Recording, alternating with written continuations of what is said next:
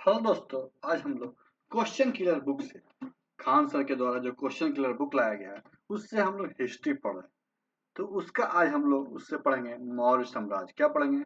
मौर्य साम्राज्य के बारे में। क्वेश्चन किलर बुक से मौर्य साम्राज्य के बारे में पढ़ रहे हैं। तो देखते हैं, पहला क्वेश्चन है, मौर्य राजवंश की राजधानी मौर्य राजवंश की राजधानी कौन सी थी? मौर्य राजवंश की राजधानी कौन सी थी? तो पाटलिपुत्रा।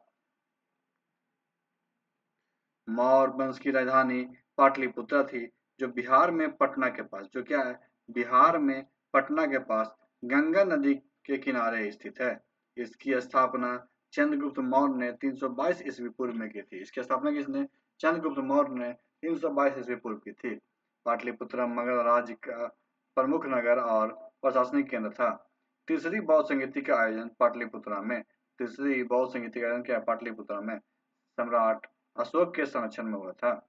मेगास्थनीज का राजदूत था। मेगास्थनीज खालिस्तान का राजदूत था। मेगास्थनीज किसका राजदूत था? ये आंसर होगा सेल्यूकस निकेटर का। मेगास्थनीज किसका था? सेल्यूकस निकेटर का राजदूत था।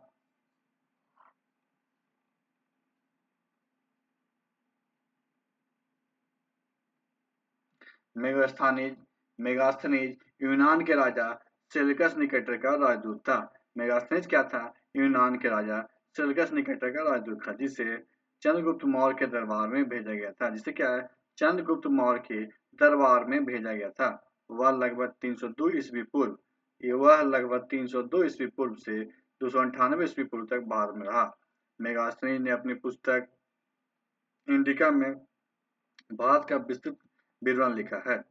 मौर्य साम्राज्य के संस्थापक कौन थे? मौर्य साम्राज्य के मौर्य साम्राज्य के संस्थापक कौन थे? चंद्रगुप्त मौर्य। कौन थे? चंद्रगुप्त मौर्य। मौर्य साम्राज्य के संस्थापक चंद्रगुप्त मौर्य थे। मौर्य साम्राज्य के संस्थापक कौन थे? चंद्रगुप्त मौर्य थे। 322 ईस्वी पूर्व में उन्होंने 322 ईस्वी पूर्व में उन्होंने इस साम्राज्य की स्थापना की। उन्होंने नंद वंश को हराकर मगध में उन्होंने नंद वंश को हराकर मगध में एक नए साम्राज्य की स्थापना की और अपने साम्राज्य को पश्चिम भारत तक विकसित किया। पाटलिपुत्रा को राजधानी बनाया। मौर्य वंश का अंतिम शासक बृहद्रथ था। मौर्य वंश का अंतिम शासक क्या था? बृहद्रथ था। निम्नलिखित में से कौन चंद्रगुप्त मौर्य से संबंधित नहीं है? निम्नलिखित में से कौन चंद्रगुप्त मौर्य से संबंधित नहीं है? इसका आंसर होगा रुद्रदामन का जूनागढ़ शिलालेख। रुद्रदामन का क्या है? जूनागढ़ शिलालेख। रुद्रदामन का जूनागढ़ शिलालेख चंद्रगुप्त मौर्य से संबंधित नहीं है। रुद्रदामन का जूनागढ़ शिलालेख क्या है? चंद्रगुप्त मौर्य से संबंधित नहीं है। यह पश्चिम क्षत्रप के वंश के शासक रुद्रदामन प्रथम ने बनवाया था।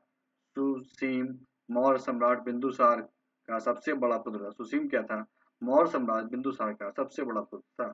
सांची स्तूप का निर्माण मौर्य सम्राट अशोक ने करवाया था।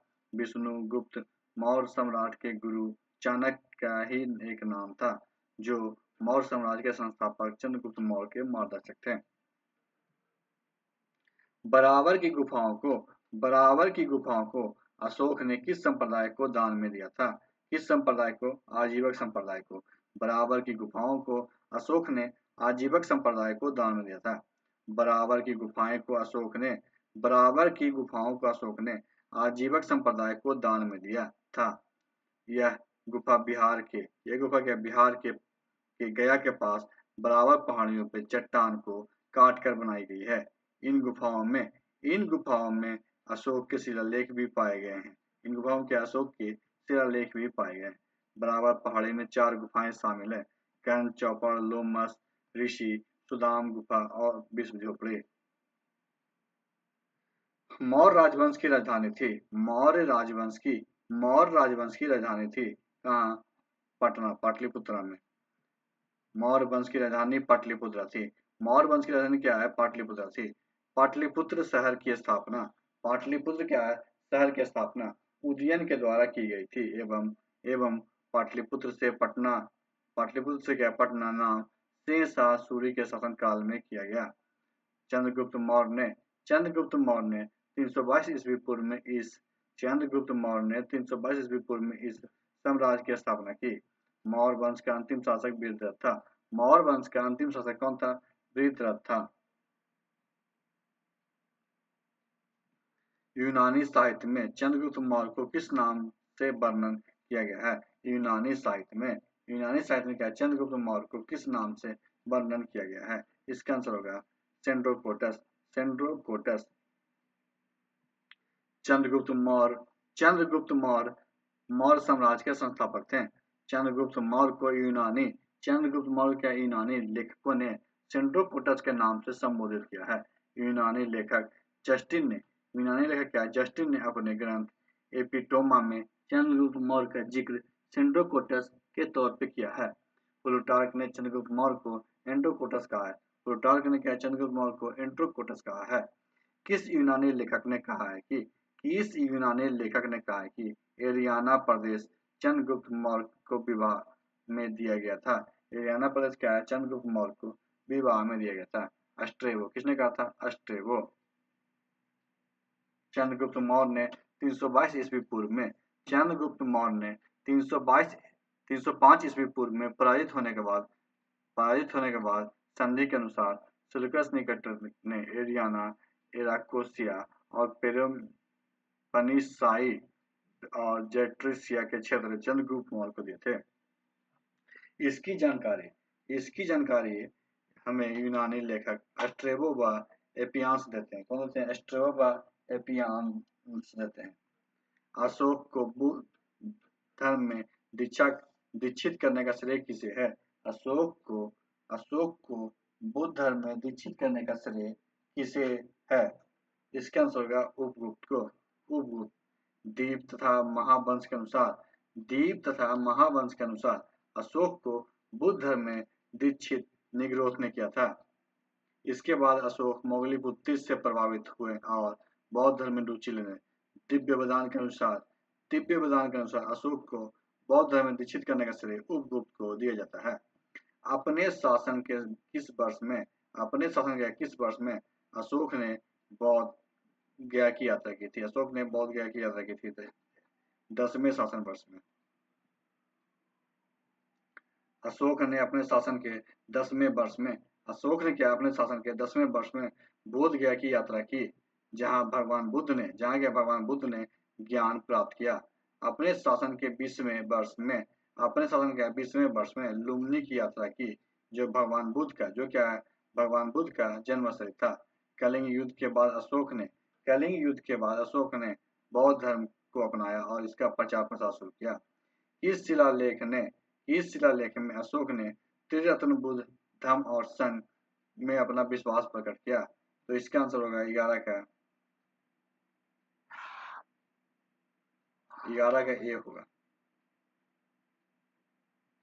भब्रू।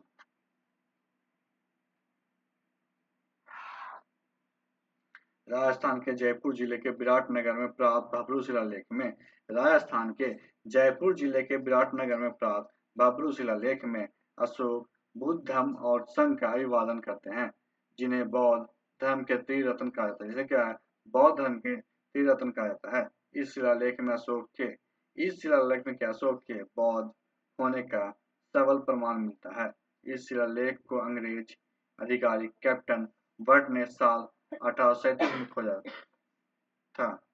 निम्नलिखित में से भारत का सबसे पुराना राजकुल कौन सा है? निम्नलिखित में से भारत का सबसे पुराना राजकुल कौन सा है? मौर्य राजवंश प्राचीन भारत का सबसे पुराना प्राचीन भारत का सबसे पुराना और शक्तिशाली राजवंश है। इसकी स्थापना चंद्रगुप्त मौर्य ने 322 ईस्वी पूर्व की थी। मौर्य साम्राज्य 185 ईस्वी पूर्व तक 185 ईस्वी पूर्व तक अस्तित्व में रहा और सम्राट अशोक के शासनकाल में अपने चरम पे पहुंचा। इस वंश का अंतिम शासक बृहद्रथ था।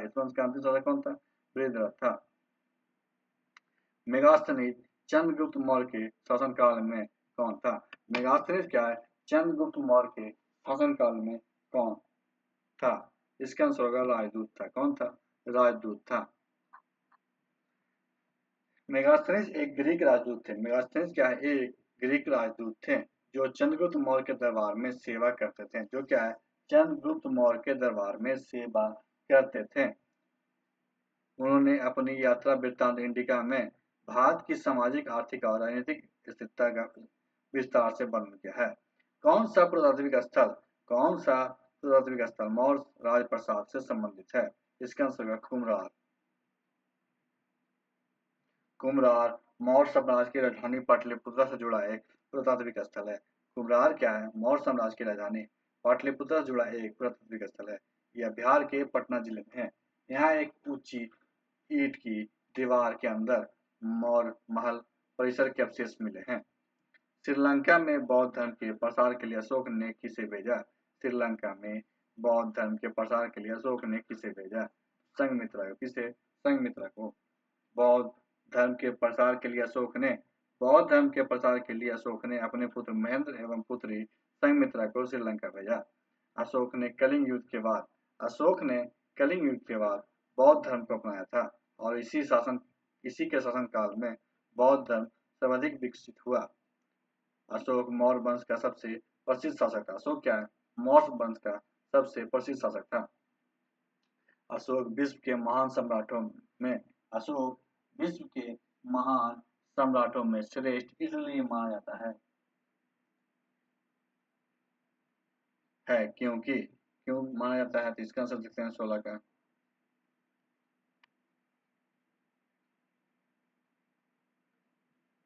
16 का बी हो जाएगा।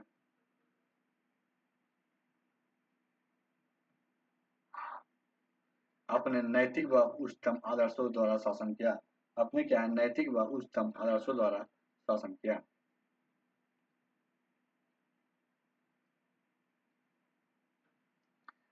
अशोक महान मौर्य वंश के प्रसिद्ध शासक थे। अशोक महान क्या है? मौर्य वंश के प्रसिद्ध शासक थे। उसने नैतिक नैतिक के उच्चतम आदर्शों द्वारा शासन किया। ये क्या अपनी धर्म नीति के अंतर्गत अहिंसा, सहिष्णुता, सामाजिक दायित्व का उपदेश देना चाहता था। मौर्य वंश के साम्राज्य की राजधानी थी। मौर्य वंश के क्या साम्राज्य की राजधानी थी? कहाँ? पाटलिपुत्रा। पाटलिपुत्रा जो आज पाटलिपुत्रा जो आज क्या पटना आज पटना के पास स्थित है, मौर्य साम्राज्य की राजधानी थी। यह गंडक और सोन नदी के संगम पर स्थित था और व्यापार का प्रमुख केंद्र था। सम्राट अशोक के शासनकाल में यह शिक्षा और संस्कृति का महत्वपूर्ण केंद्र बना। पाटलिपुत्रा को यूनानी राजदूत मेगास्थनीज ने विस्तृत रूप से वर्णित किया था। अशोक महान पुत्र थे किसका? बिंदुसार का। सम्राट अशोक के पिता बिंदुसार थे। कौन थे? बिंदुसार थे। सम्राट अशोक बिंदुसार के पुत्र और मौर्य वंश के तीसरे राजा थे। सम्राट अशोक कौन थे?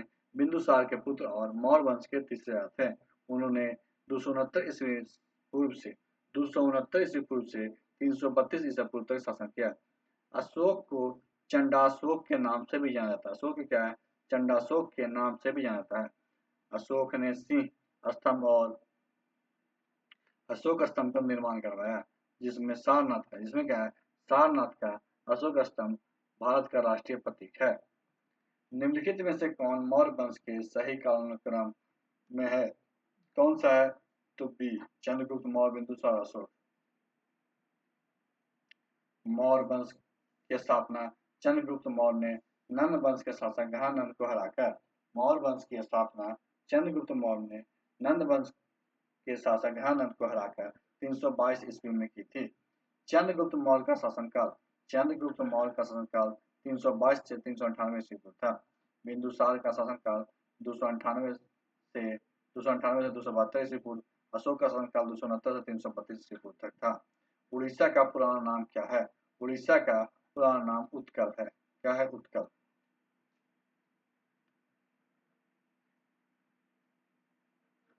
उड़ीसा का पुराना नाम कलिंग और उत्कल था। उड़ीसा का पुराना नाम क्या है? कलिंग और उत्कल था। प्राचीन समय में कलिंग एक शक्तिशाली साम्राज्य था, जहां मौर्य सम्राट अशोक ने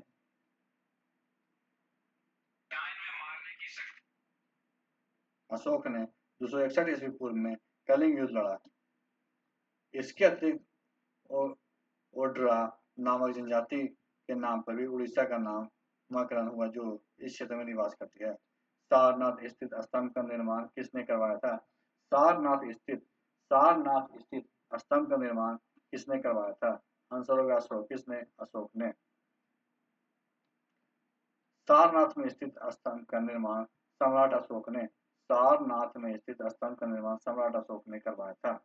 यह स्तंभ लगभग तीसरी शताब्दी ईस्वी पूर्व में बनाया गया था। यह स्तंभ क्या है? लगभग तीसरी शताब्दी ईस्वी पूर्व में बनाया गया था। बाद में अशोक स्तंभ को अपने राष्ट्रीय प्रतीक के रूप में बाद में क्या अशोक स्तंभ को अपने राष्ट्रीय प्रतीक के रूप में अपनाया गया है। स्तंभ के निचले हिस्से में स्थित अशोक चक्र को तिरंगे के मध्य रखा गया। मौर्य काल में रूपा जीवा क्या था? मौर्य काल में रूपा जीवा क्या था? उपयुक्त में से कोई नहीं। मौर्य काल में रूपा जीवा का अर्थ वेश्यावृत्ति से जीवन यापन करने वाले स्त्री, जिसे समान गणिका या वेश्या कहा जाता है। यह शब्द संस्कृत के रूप में और जीवा से मिलकर बना है, जिसका अर्थ है सुंदरता के माध्यम से जीवन यापन करने वाली स्त्री।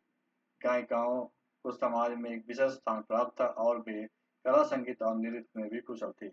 वैशाली की आम्रपाली और मृच्छकटिका भी की नायिका वसंत सेन गायिका थी। सर्वप्रथम भारत की यात्रा किसने की? सर्वप्रथम क्या भारत की यात्रा मेगास्थनीज ने की थी। सर्वप्रथम भारत की यात्रा किसने? मेगास्थनीज ने की। 302 ईस्वी पूर्व से 302 ईस्वी पूर्व से 298 ईस्वी पूर्व के बीच सेल्यूकस ने मेगास्थनीज को भारत में मौर्य साम्राज्य के शासन चंद्रगुप्त मौर्य के दरबार में अपने राजदूत के रूप में भेजा था। यह यूनानी इतिहासकार था। उसने अपनी पुस्तक इंडिका में भारत का विस्तृत विवरण दिया। किस मौर्य शासक को यूनानियों द्वारा अमित घात कहा जाता है? किसे कहा जाता है? बिंदुसार को।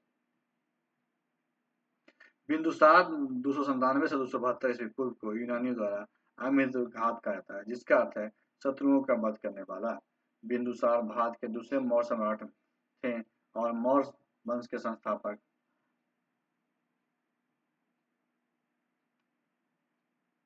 चंद्रगुप्त मौर्य के पुत्र। जैन ग्रंथों में बिंदुसार को शीर्षसेन भी कहा गया। जैन ग्रंथों में बिंदुसार को क्या? शीर्षसेन भी कहा गया है। चाणक्य को इससे भी जाना जाता है। चाणक्य को किससे? विष्णुगुप्त के नाम से भी जाना जाता है। चाणक्य जी ने कौटिल्य और विष्णुगुप्त के नाम से भी जाना जाता है। चाणक्य को क्या है? कौटिल्य और विष्णुगुप्त के नाम से भी जाना जाता है। ये चंद्रगुप्त मौर्य के महामंत्री थे। क्या थे? चंद्रगुप्त मौर्य के महामंत्री थे। चाणक्य ने अर्थशास्त्र नामक ग्रंथ लिखी, जो राजनीतिक और प्रशासन के सिद्धांतों पर आधारित था। चाणक्य ने नंद वंश को समाप्त करके चंद्रगुप्त मौर्य के सम्राट बनाने की महत्वपूर्ण भूमिका निभाई। अशोक महान खलिस्तान वंश के थे। अशोक महान मौर्य वंश के थे। अशोक महान क्या है? मौर्य वंश के तीसरे राजा थे। इनके पिता का नाम बिंदुसार और दादा चंद्रगुप्त मौर्य था। इसका शासनकाल ईसा पूर्व 269 से 232 तक था। उन्होंने चक्रवर्ती सम्राट कहा जाता है, क्योंकि इसने विशाल मौर्य साम्राज्य पर शासन किया। अशोक ने कलिंग के बाद बौद्ध धर्म अपनाया और अहिंसावाद धर्म प्रसार को बढ़ावा दिया। इसने अपने बेटे महेंद्र और बेटी संघमित्रा को बौद्ध धर्म के प्रसार के लिए श्रीलंका भेजा। इसने सांची एवं विदिशा जैसे स्थानों में भव्य बौद्ध स्तूप बनवाए, जो धर्मपरायणता के प्रतीक हैं। चंद्रगुप्त मौर्य का मित्र दार्शनिक का मार्गदर्शक था। चंद्रगुप्त का मित्र का दार्शनिक तथा मार्गदर्शक था। इसका आंसर होगा विष्णुगुप्त या चाणक्य। चंद्रगुप्त मौर्य के मित्र दार्शनिक, मुख्य सलाहकार तथा मार्गदर्शक विष्णुगुप्त थे। चाणक्य चाणक्य चंद्रगुप्त के गुरु थे। इन्होंने अर्थशास्त्र नामक एक पुस्तक लिखी, जिसमें राजनीति, अर्थशास्त्र और सैन्य रणनीति के बारे में विस्तार से बताया। चंद्रगुप्त ने चाणक्य की मदद से घनानंद को हराया और मौर्य वंश की स्थापना की और मौर्य वंश का संस्थापक बना। चंद्रगुप्त का पुत्र बिंदुसार उत्तराधिकारी बना। नंद वंश के पश्चात मगध पे किस वंश का शासन किया? नंद वंश के पश्चात मगध पे मौर्य वंश ने शासन किया। नंद वंश के अंतिम शासक धनानंद को मौर्य वंश ने अपने गुरु चाणक्य की सहायता से पराजित किया। मौर्य वंश की स्थापना की। मौर्य वंश के लगभग 137 वर्षों तक मगध पर शासन किया। मौर्य वंश के शासन काल में मगध एक शक्तिशाली और समृद्ध साम्राज्य था। अशोक के शासन काल में मौर्य साम्राज्य अपने चरम पर पहुंच गया।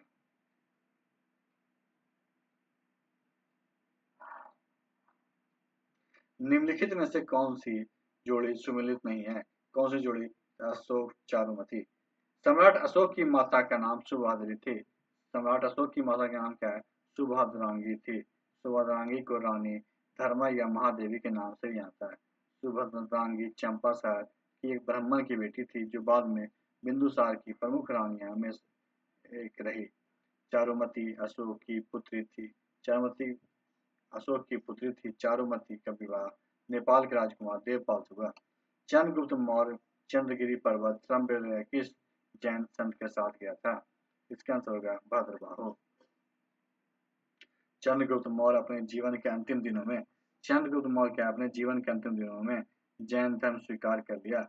जैन धर्म के आचार्य भद्रबाहु के नेतृत्व में उन्होंने जैन धर्म की दीक्षा ली और उसके साथ कर्नाटक के श्रवणबेला चले गए, जहां उन्होंने चंद्रगिरी पर्वत पे संलेखना का पालन किया। डिमेट्रियस किसके समकालीन था? डिमेट्रियस अशोक के समकालीन था। किसके? अशोक के समकालीन था। डेमेट्रियस सम्राट अशोक के दरबार में डेमेट्रियस सम्राट अशोक के दरबार में राजदूत के रूप में कार्यरत था। सालिशुक मौर्य वंश का छठा राजा था जो संप्रति मौर्य के पुत्र और उत्तराधिकारी थे। सालिशुक के शासनकाल में सालिशुक के क्या है? शासनकाल में मौर्य साम्राज्य के पतन की शुरुआत हुई। मौर्य साम्राज्य क्या है? पतन की शुरुआत हुई। डायोनेसियस ने बिंदुसार के शासनकाल में भी राजनीतिक सेवा दी। प्राचीन भारत के प्रसिद्ध शासक जिसके अपने जीवन के अंत समय में जैन धर्म ग्रहण किए थे, कौन किए थे? चंद्रगुप्त मौर्य। किसने? चंद्रगुप्त मौर्य ने। चंद्रगुप्त मौर्य प्राचीन भारत के एक प्रसिद्ध शासक थे जिन्होंने जिन्होंने अपने जीवन के अंत समय में जैन धर्म ग्रहण किया। उन्हें भद्रबाहु से जैन धर्म की दीक्षा ली और श्रवणबेला में संलेखना विधि से अपना प्राण त्यागे। मेगास्थनीज को राजदूत के रूप में किसके दरबार में भेजा गया था? चंद्रगुप्त मौर्य के। यूनानी शासक सेल्यूकस निकेटर ने अपनी राजदूत मेगास्थनीज को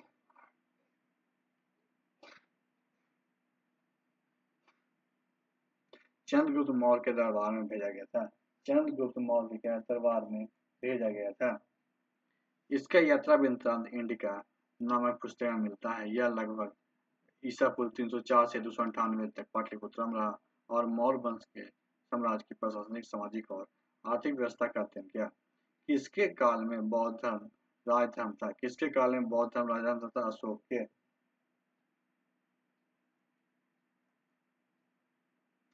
सम्राट अशोक के शासनकाल में बौद्ध धर्म एक राजधर्म था। अशोक ने कलिंग युद्ध के बाद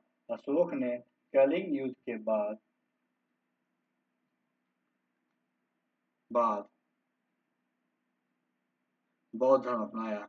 उन्होंने बौद्ध धर्म भिक्षुओं को विभिन्न क्षेत्रों में भेजा। स्तूपों और विहारों का निर्माण कराया। बौद्ध सिद्धांतों को अपने शिलालेखों में अंकित कराया। अशोक के प्रयासों से बौद्ध धर्म न केवल भारत में बल्कि पड़ोसी देशों में फैला। मौर्य वंश का अंतिम शासक कौन था? मौर्य वंश का अंतिम शासक बृहद्रथ था। मौर्य साम्राज्य के अंतिम शासक बृहद्रथ मौर्य साम्राज्य के अंतिम शासक थे। उनका शासनकाल 187 ईस्वी पूर्व से 185 ईस्वी पूर्व तक रहा। उनके ही सेनापति पुष्यमित्र शुंग ने उनकी हत्या कर दी। इसके बाद शुंग वंश की स्थापना हुई और मौर्य साम्राज्य का अंत हो गया। निम्न में से किस स्रोत के अनुसार कहा गया कि अशोक ने श्रीनगर शहर को बसाया था? इसका आंसर होगा कल्हण की राजतरंगिणी। राजतरंगिणी एक ऐतिहासिक ग्रंथ है जिसे कल्हण ने 12वीं शताब्दी में संस्कृत में लिखा था। यह ग्रंथ कश्मीर के राजाओं के इतिहास का वर्णन करता है। इसमें अशोक के बारे में उल्लेख मिलता है कि उसने श्रीनगर नामक नगर की स्थापना की थी। ब्राह्मणी लिपि को सर्वप्रथम किसने पढ़ा? ब्राह्मणी लिपि को सर्वप्रथम जेम्स प्रिंसेप ने पढ़ा। किसने? जेम्स प्रिंसेप ने पढ़ा। जेम्स प्रिंसेप एक ब्रिटिश विद्वान थे। एक ब्रिटिश विद्वान थे जिन्होंने 1837 ईस्वी में ब्राह्मणी लिपि को पढ़ने में सफलता प्राप्त की। ब्राह्मणी लिपि प्राचीन भारत की सबसे पुरानी लिपियों में से एक है। इसका उपयोग मौर्य साम्राज्य के दौरान अशोक के शिलालेखों को लिखने के लिए किया गया है। अशोक के धर्म का मूल सिद्धांत क्या है? अशोक के धर्म का मूल सिद्धांत क्या है? इसका आंसर होगा उपयुक्त में से कोई नहीं है, एक से अधिक।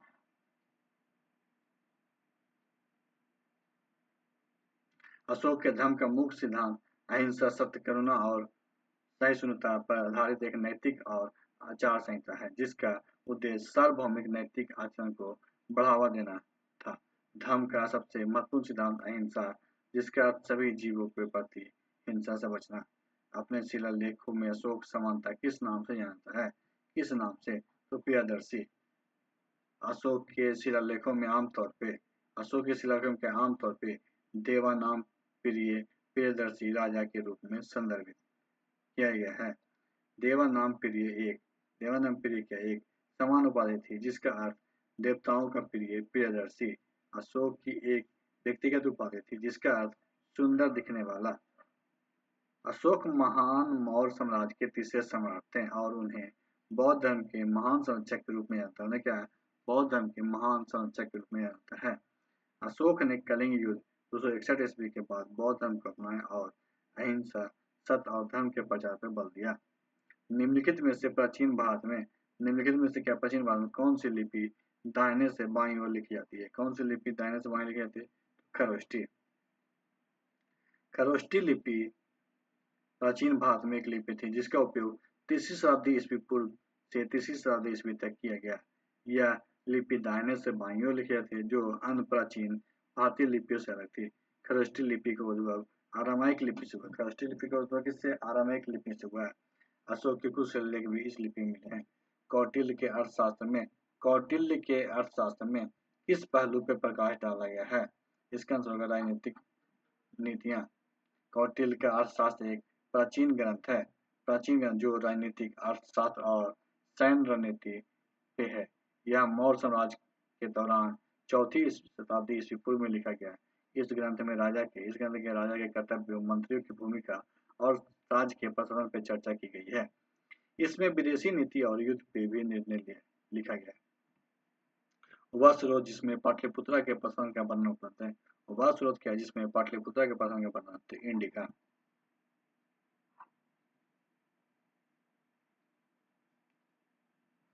मेगास्थनीज एक यूनानी राजदूत था जो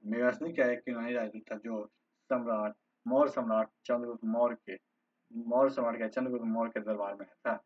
उसने अपनी पुस्तक इंडिका में पाटलिपुत्रा शहर और मौर्य साम्राज्य के पतन का वर्णन किया। मेगास्थनीज ने पाटलिपुत्रा का एक विशाल और सुंदर शहर के रूप में वर्णित किया। मेगास्थनीज के मुताबिक पाटलिपुत्रा शहर को 30 सदस्यों वाली एक नगर परिषद द्वारा प्रशासित किया जाता था। इन 30 सदस्यों को 5 सदस्यों के वार्ड 6 बोर्डों में बांटा गया था। निम्नलिखित में से किस मौर्य राजा ने दक्कन की विजय प्राप्त की? किसने? चंद्रगुप्त मौर्य ने। चंद्रगुप्त मौर्य एक कुशल सैन्य नेता और प्रशासक थे। उन्होंने अपने साम्राज्य का विस्तार किया और इसे शक्तिशाली राज्य बनाया। चंद्रगुप्त मौर्य ने क्या है? दक्कन के दक्षिण भाग, जिसमें वर्तमान कर्नाटक भी शामिल है, पे विजय प्राप्त की। चंद्रगुप्त मौर्य ने दक्कन सहित भारतीय उपमहाद्वीप के एक बड़े हिस्से में विजय प्राप्त की। अभिलेख जिससे यह होता है कि चंद्रगुप्त का प्रभाव पश्चिम भारत पर था, वह है क्या है? रुद्रदामन का जूनागढ़ अभिलेख।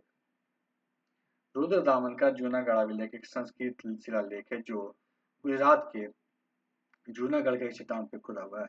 यह शिलालेख क्षत्रप रुद्रदामन द्वारा जारी किया गया था। इसमें चंद्रगुप्त मौर्य के पश्चिम भारत के प्रभावों का उल्लेख है। चंद्रगुप्त मौर्य के प्रधानमंत्री चाणक्य के मार्गदर्शन में पश्चिम भारत में सिंचाई के लिए एक विशाल सुदर्शन झील का निर्माण किया गया था। निम्न में से कौन क्षेत्र अशोक के साम्राज्य में सम्मिलित नहीं थे? इसका आंसर होगा श्रीलंका। अशोक के साम्राज्य में अफगानिस्तान, बिहार और कलिंग शामिल थे। अशोक के कलिंग युद्ध के बाद बौद्ध धर्म अपना लिया और अपना साम्राज्य का विस्तार के बजाय धर्म प्रचार करने पर ध्यान केंद्रित किया। श्रीलंका उसके साम्राज्य का हिस्सा नहीं था। केवल वह स्तंभ जिसमें अशोक ने स्वयं को मगध का सम्राट बताया है। इसका आंसर होगा भाब्रू स्तंभ। भाब्रू स्तंभ, जिसमें बैराट शिलालेख के नाम से भी जाना जाता है, अशोक द्वारा जारी किया गया। एक शिलालेख है, यह राजस्थान के, क्या है, राजस्थान के।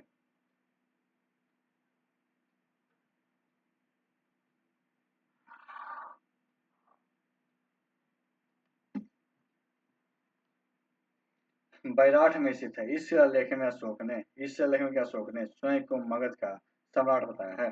भब्रू स्तंभ अशोक के व्यक्तिगत विश्वासों और शासन के बारे में बताया है। इसके अशोक ने बुद्ध सैन्य धर्म के आस्था व्यक्त की। मेगास्थनीज ने भारतीय समाज को मेगास्थनीज ने क्या है, भारतीय समाज को कितने श्रेणियों में विभाजित किया है? इसके आंसर का सात। मेगास्थनीज ने भारतीय समाज को 7 श्रेणियों में विभाजित किया है। मेगास्थनीज यूनानी राजदूत थे जो मौर्य दरबार चंद्रगुप्त मौर्य के दरबार में आया था। उसने अपनी पुस्तक इंडिका में भारतीय समाज को 7 श्रेणियों में विभाजित किया है। ये श्रेणी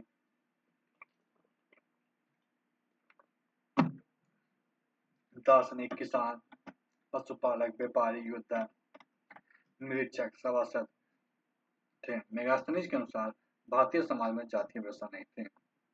मौर्य काल में शिक्षा का सर्वाधिक प्रसिद्ध केंद्र था। मौर्य काल में शिक्षा का सर्वाधिक प्रसिद्ध केंद्र था तक्षशिला। मौर्य काल में तक्षशिला शिक्षा का प्रसिद्ध केंद्र था। यह वर्तमान पाकिस्तान में स्थित है। तक्षशिला में विभिन्न विषयों की शिक्षा दी जाती है, जिसमें दर्शन शास्त्र, व्याकरण, चिकित्सा और खगोल विज्ञान शामिल है। तक्षशिला में भारत और विदेश से छात्र आते हैं। तक्षशिला में का सबसे प्रसिद्ध शिक्षक चाणक्य थे, जो चंद्रगुप्त मौर्य का गुरु था। सेंड्रोकोटस से चंद्रगुप्त मौर्य की पहचान किसने की? सेंड्रोकोटस से चंद्रगुप्त मौर्य की पहचान किसने की? William Jones. विलियम जोन्स एक ब्रिटिश विद्वान थे जिन्होंने जिन्होंने 1793 में सेंड्रोकोटस को चंद्रगुप्त मौर्य के रूप में पहचाना। उन्होंने ग्रीक लेखकों के कार्यों का अध्ययन किया, जिन्होंने सेंड्रोकोटस नामक एक राजा का उल्लेख किया। जोस ने पाया कि सेंड्रोकोटस के बारे में ग्रीक लेखकों द्वारा विवरण चंद्रगुप्त मौर्य के बारे में भारतीय स्रोतों द्वारा दिए गए विवरण के समान थे। भारत में पहला साम्राज्य की स्थापना किस शासक के द्वारा की गई थी? इसके अंतर्गत चंद्रगुप्त मौर्य। भारत में पहले साम्राज्य की स्थापना किस शासक के द्वारा? चंद्रगुप्त मौर्य के द्वारा।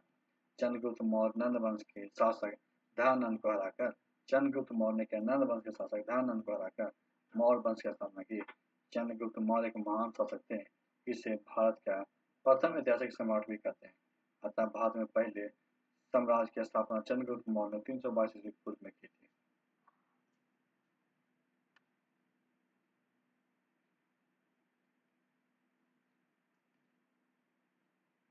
किस अभिलेख में कलिंग विजय का वर्णन है?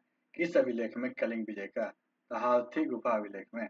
हाथी गुफा अभिलेख में कलिंग के राजा खारवेल द्वारा जारी किए गया हाथी गुफा अभिलेख में कलिंग के राजा खारवेल के द्वारा जारी किया गया अभिलेख भुवनेश्वर के पास उदयगिरी में हाथी गुफा अभिलेख में स्थित है। यह अभिलेख कलिंग के इतिहास के बारे में जानकारी का महत्वपूर्ण स्रोत है। कलिंग विजय का वर्णन अशोक के 13वें शिलालेख में मिलता है। कलिंग विजय का वर्णन क्या है? अशोक के 13वें शिलालेख में मिलता है। मगध एवं इसकी राजधानी पाटलिपुत्र जो सारे संसार प्रसिद्ध हुए हैं, किसने बनवाया था? किसने बनवाया था?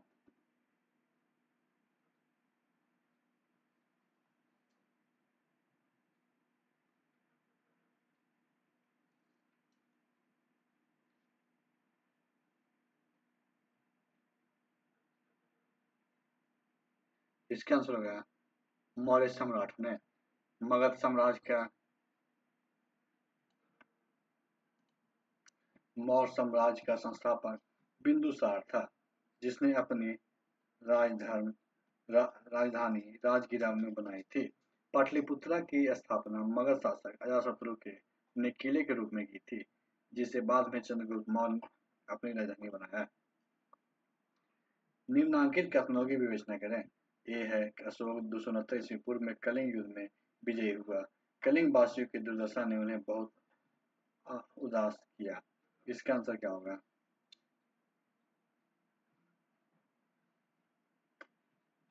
इसका आंसर ए हो जाएगा ए। कलिंग अशोक ने कलिंग युद्ध 61 में जीता। नहीं, ये नहीं होगा।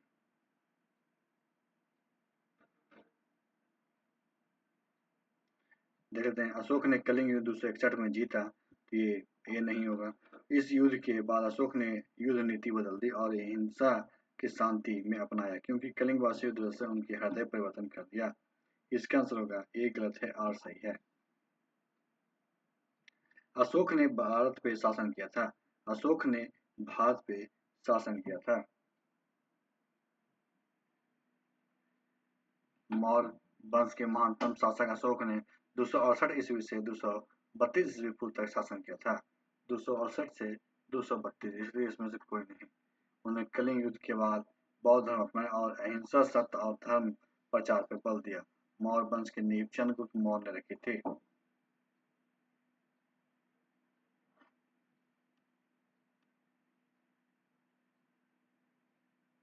अपनी प्रजा की खुशी में ही, अपनी प्रजा की खुशी में उनकी खुशी है, क्योंकि उनके हितों में उनका हित है। यह किसने लिखा है? कौटिल्य ने। अपनी प्रजा की खुशी में ही उनकी खुशी है, उनके हितों में उनका हित है। यह कथन कौटिल्य ने अपने प्रसिद्ध ग्रंथ अर्थशास्त्र में लिखा था। इसका अर्थ है कि राज्य या राजा को प्रजा के सुख को ही अपना सुख व प्रजा के हितों में अपना हित मानना चाहिए। श्रीनगर नामक एक शहर की आधारशिला किसने रखी? किसने रखी? तो अशोक ने। अशोक ने 250 ईस्वी पूर्व में पेंद्रथ गांव में श्रीनगर शहर की स्थापना की। राजतरंगिणी के अनुसार अशोक ने श्रीनगर का पहला सम्राट माना गया है। प्रसिद्ध चीनी यात्री हेनसांग ने भी अशोक को श्रीनगर के संस्थापक माना। श्रीनगर सिंधु नदी की सहायक नदी झेलम के किनारे स्थित है। मौर्य साम्राज्य के पतन के लिए जिम्बार संतुष्टिकरण की नीति क्या थी? जिम्बार संतुष्टिकरण की नीति अशोक। मौर्य साम्राज्य के पतन के लिए जिम्बार संतुष्टिकरण की नीति का आरोप विशेष रूप से मौर्य सम्राट अशोक पर लगाया जाता है।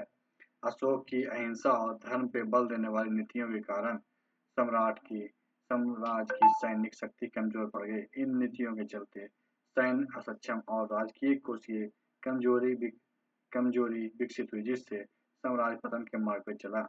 निम्न में से एक क्रम के दीजिए जिसे दिए गए कोड को ठीक उत्तर कीजिए। प्रथम क्षेत्रीय कार्यालय में आया क्वेश्चन।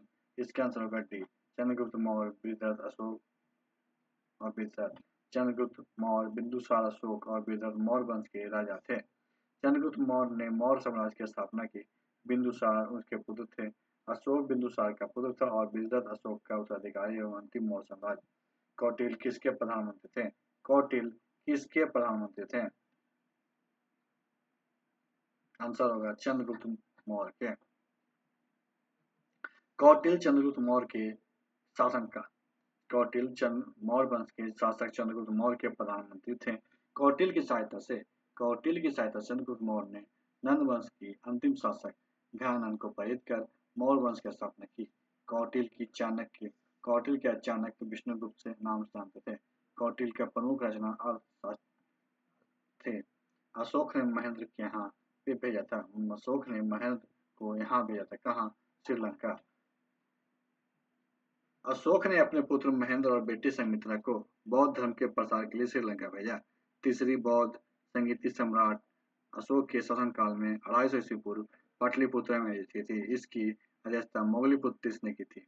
महेंद्र ने श्रीलंका के राजा को बौद्ध धर्म को दीक्षा दी। अशोक की महानतम मुख्य किस्म थी? अशोक की महानतम मुख्यता किस्म थी? बौद्ध धर्म के प्रसार से। सम्राट अशोक राजवंश का महानतम सम्राट था, जो अपने राजनीतिक कौशल, धार्मिक प्रचार और शांति के लिए प्रति समर्पण के लिए प्रसिद्ध था। उन्होंने बौद्ध धर्म को अपनाया और इसके प्रसार के लिए कई प्रयास किए। कलिंग युद्ध के बाद अशोक ने अहिंसा की नीति अपनाई और शांति स्थापित करने का काम किया।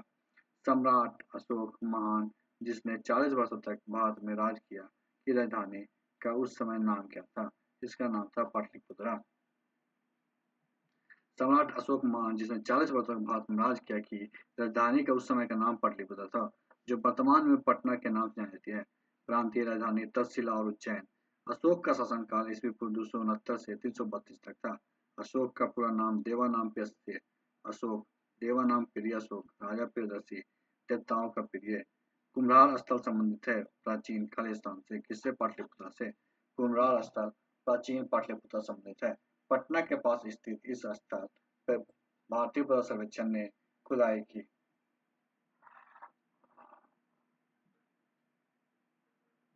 और मौर्यकालीन 322 से 185 ईस्वी पूर्व तक अवशेष मिले हैं। यहाँ खुदाई में मिले अवशेष 600 ईस्वी पूर्व के हैं। अशोक की राजधानी कहाँ थी? अशोक की राजधानी पाटलिपुत्र थी। मौर्य मौर्य वंश के सम्राट अशोक की राजधानी पाटलिपुत्र थी, जो वर्तमान में पटना के नाम से जानी जाती है। अशोक के साम्राज्य की कुछ अन्य राजधानियां तक्षशिला, उत्तरापंथ की राजधानी उज्जैनी, अवंती राष्ट्र की राजधानी तोसली, कलिंग प्रांत की राजधानी सुगनगिरी, दक्षिणापंथ की राजधानी। तो आज की वीडियो में समाप्त करते हैं। नेक्स्ट वीडियो में मौर्य कला, संस्कृति, भाषा, चित्रकला देखेंगे। नेक्स्ट वीडियो में क्या करेंगे? मौर्य कला, संस्कृति, भाषा और चित्रकला देखते हैं। तो आज की वीडियो में समाप्त करते हैं। वीडियो अच्छा वीडियो लाइक कीजिएगा, दोस्तों शेयर कीजिएगा और हमारे चैनल को सब्सक्राइब कीजिएगा। वीडियो के लिए आपका धन्यवाद।